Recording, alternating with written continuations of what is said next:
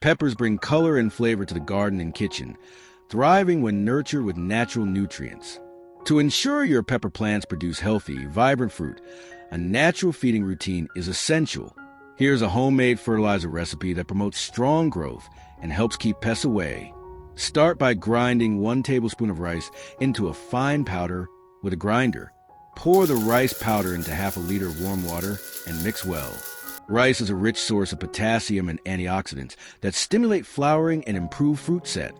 It also enhances soil quality, making nutrients more available to your pepper plants. Next, add 200 milliliters of beer.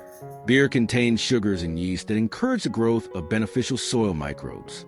These microbes break down organic matter and increase nutrient availability, supporting robust pepper growth and fruit development. Finally, add half a teaspoon of dried mint leaves.